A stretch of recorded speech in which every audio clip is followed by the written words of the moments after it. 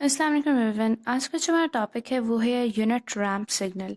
ठीक है, ramp basically क्या होता है? Ramp is inclined plane. ठीक है, जो कि आपने बहुत ज़्यादा पार्किंग लॉट्स के अंदर देखा होगा, घरों के आगे देखा होगा। ठीक है, ये सिग्नल बेसिकली रैंप की तरह दिखता है, हम इसे कह देते हैं रैंप सिग्नल।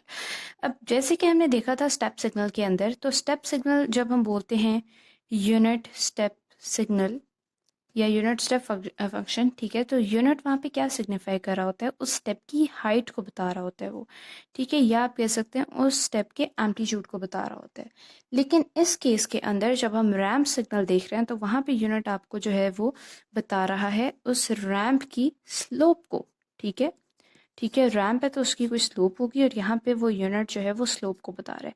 अब ये यूनिट है तो इसका मतलब क्या है? उसकी स्लोप जो है वो 1 है। और यहाँ पे क्या है कि ज़ीरो है signal for less than equals for less than zero, और टी इज इक्वल्स टू 2 है for greater than equals to T. Like T से अगर ज़ीरो जो टाइम है आपके पास वो ग्रेटर देन ज़ीरो है या इक्वल्स टू ज़ीरो है, तो आपके पास वैल्यू जो है आर ऑफ टी की वो इक्वल टू टी है। और रिप्रेजेंट हम ऑब्वियसली इसको करते हैं आर ऑफ टी के साथ। अब हम इसको जो है वो ड्रॉ करने की कोशिश करते हैं, और ये आपके पास आर ऑफ टी है, और अभी हम जो है वो यूनिट रैंप सिग्नल बना रहे हैं। मतलब कि आपके पास स्लोप जो है वो 1 है। यहाँ पे जो है वो आपके पास कॉफिशिएंट टी के साथ वो 1 है।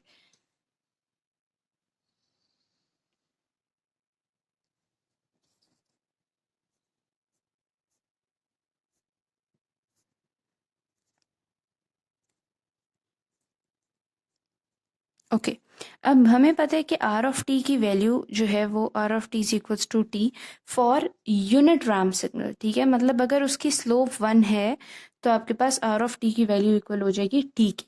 मतलब ये कि टी की वैल्यू यहाँ पे 0 है तो 0, 1 है तो आपके पास 1 हो गई, फिर 2 है तो 2, फिर आपके पास यहाँ से 3 है तो 3, एंड देन आपके पास यू कैन से 4 है।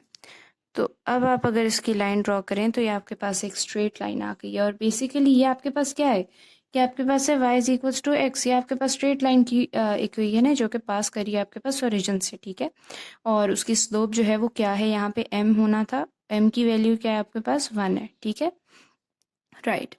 अब हम ज़रा देख भी लेते हैं कि इसकी स्लोप क्या है।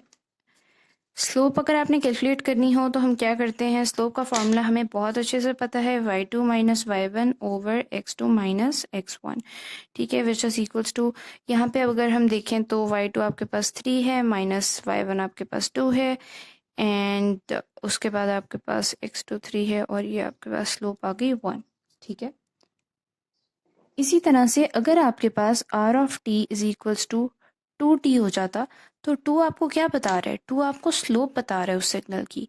ठीक है, रैंप सिग्नल की स्लोप बता रहा है। आर ऑफ टी आपके पास 5t हो जाता तो ये भी आपको क्या बता रहे हैं? आपको स्लोप बता रहे हैं। ठीक है, और हम इसको देखने वाले हैं। अब यहाँ पे अगर हम देखें तो 1 है आपके पास, तो वैल्यू आपके पास क्या आएगी आर ऑफ टी की? 2। क्यों आएगी? क्योंकि हम R of T is equals to 2t का सिग्नल आपके पास यहाँ पे प्लॉट कर रहे हैं। ठीक है, 2 है वैल्यू आपके पास, तो आपके पास वैल्यू आ जाएगी 4। 3 है आपके पास वैल्यू, तो आपके पास आ जाएगी वैल्यू 6। ठीक है, तो अब आपके पास जो है वो कुछ इस तरह की आर ऑफ टी बनेगा, आर ऑफ 2t बेसिकली। और यहाँ पे अगर आप देखें तो आपके पास अगर आपने स्लोप देखनी है तो स्लोप आपके पास क्या है? Again 4 minus 2 divided by 2 minus 1 which is equals to 2। ठीक है, तो हमने देखा कि इसकी स्लोप जो है वो 2 है। अच्छा, अब हमने यहाँ पे डेफिनेशन की बात कर ली, हमने कोफिशिएंट की बात कर ली। अब हम इसकी देखेंगे relation with you of T. You of T क्या है आपके पास? Unit step signal. ठीक है, इसका रिलेशनशिप देखेंगे रैंप सिग्नल के पास साथ। ठीक है, R of T is equals to T dot U of T. ठीक है, अब ये इक्वेशन आपके पास कहाँ से आई? ठीक है, तो अगर हम जो है वो रैंप स्टेप सिग्नल को इंटीग्रेट करें तो आपके पास आंसर क्या आता है? Ramp signal, right. तो माइनस इन्फिनिटी से टी तक आप यू ऑफ टी को इंटीग्रेट करने वाले हैं। ये यहाँ पे टी है, यहाँ पे हम टॉ कर देते हैं और डी टॉ। ठीक है, तो अब हमें पता है कि माइनस इन्फिनिटी से ज़ीरो तक तो वैसे ही सिग्नल ज़ीरो है, तो यहाँ पे हम उसको ज़ीरो कर देंगे। प्लस ज़ीरो से लेके टी तक आपके पास जो है वो सिग्नल डिफाइंड है उसको हम इस तरह इंटीग्रेट कर लेंगे। इसकी वैल्यू आपको पता है कि ये तो आ गई 0, और यहाँ पे u ऑफ t की वैल्यू आपके पास क्या होती है, u ऑफ टॉ की वैल्यू आपके पास क्या है, वो है 1। 1 की इंटीग्रेशन करेंगे तो सिंपली आपके पास t आ जाएगा, और r of t is equals to t आ गया। ठीक है, अगर हम यहाँ पे खुद से ही 1 लिखते हैं तो आपके पास 1 बेसिकली क्या है, t dot u of t, ये रिप्रेजेंट करता है यूनिट स्टेप सिग्नल को।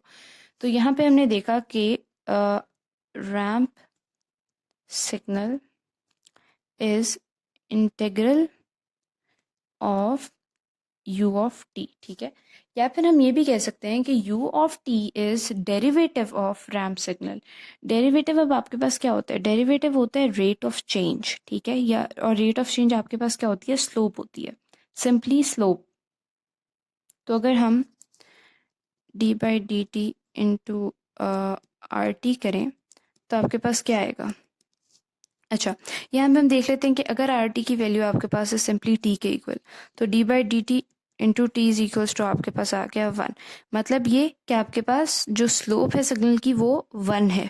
ठीक है, and that is also equals to U of T. And if R of T की वैल्यू आपके पास 5t है, यानी स्लोप आपके पास 5 है, तो इसका डेरिवेटिव लेंगे और आंसर आएगा आपके पास 5।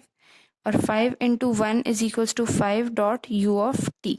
मतलब ये क्या आपके पास इसका आंसर आएगा एक यूनिट फंक्शन जिसका जो है वो, सॉरी अब ये यूनिट स्टेप सिग्नल नहीं रहा, ये यूनिट स्टेप सिग्नल है, लेकिन अब हम जो है वो उसके एम्पलीट्यूड स्केल कर चुके हैं बाय 5 यूनिट्स। ठीक है, तो ये आपके पास है 5 into you of T, and ये आपके पास है टी। ठीक है, तो ये आज का हमारा टॉपिक था। आई होप कि आप लोगों ने इससे कुछ ना कुछ सीखा होगा। अगर आप लोगों के कुछ सजेशंस वगैरह हैं तो आप लोग कमेंट सेक्शन में बताएं। I would be really happy to address them.